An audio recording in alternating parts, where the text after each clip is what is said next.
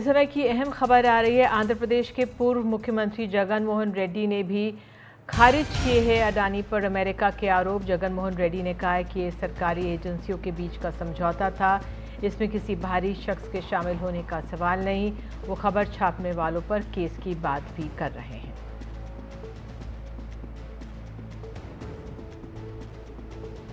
और इस पर अधिक जानकारी देंगी हमारी सहयोगी उमा सुधीर जी। उमा, क्या और इस बारे में जानकारी? जगन मोहन रेड्डी ने आज एक प्रेस कॉन्फ्रेंस किया है कुछ ही देर पहले, और उन्होंने उस प्रेस कॉन्फ्रेंस में कहा कि ये पूरा जो कॉन्ट्रैक्ट हुआ है केंद्र के सेंट्रल एजेंसी से की और राज्य के गवर्नमेंट के साथ एपी के डिस्कॉम यानी कि डिस्ट्रीब्यूशन पावर कंपनी के साथ ये कॉन्ट्रैक्ट हुई है। और ये लेटर उन्होंने बहुत सारे राज्यों को लिखा और उधर उसमें बताया गया ₹2.49, जो उनका कहना है कि सबसे लोवेस्ट रेट है पावर का, सोलर पावर का।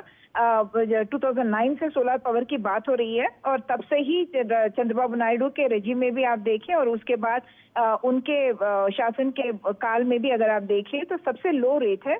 और उस पर कॉन्ट्रैक्ट किया गया और एक सेंट्रल एजेंसी और स्टेट एजेंसी यानी कि सेंट्रल गवर्नमेंट और स्टेट गवर्नमेंट के बीच एक कॉन्ट्रैक्ट हुई है और इसमें तीसरे आदमी के आने की गुंजाइश ही नहीं है। तो इसमें ब्राइब की कहीं गुंजाइश है ही नहीं, ये बात जगन मोहन रेड्डी ने साफ की है।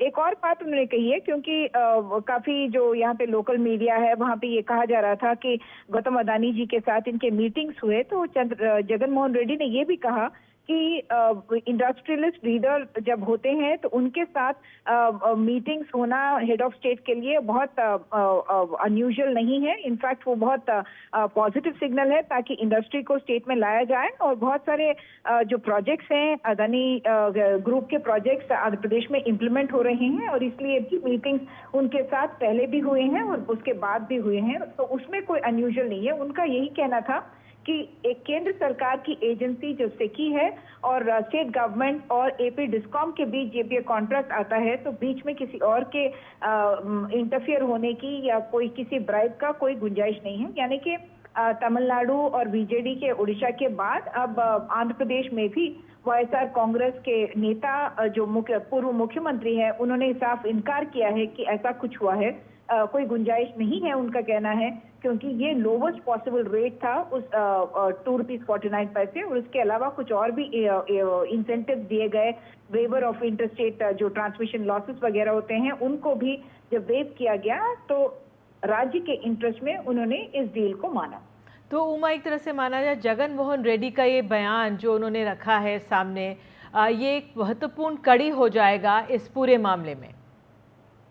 हाँ, जगन मोहन रेड्डी का यही कहना है कि वो इस मामले को बहुत संगीन रूप से देख रहे हैं जिस तरह की पब्लिसिटी हो रही है। और उनका मानना है कि इसमें चंद्रबाबू नायडू द्वारा कंट्रोल्ड, उनका कहना है कि मीडिया जो है ईनाडू और आंध्र ज्योति, उन्होंने कहा कि वो चंद्रबाबू नायडू के इशारों पे नाचते हैं और इसलिए वो उन पर एक 100 करोड़ रुपए का एक डिफेमेशन नोटिस देने वाले हैं, क्योंकि उनको लगता है कि ये पूरे गलत आरोप लगाए गए हैं और इसलिए उनको लगता है कि इस पर कार्रवाई होनी चाहिए।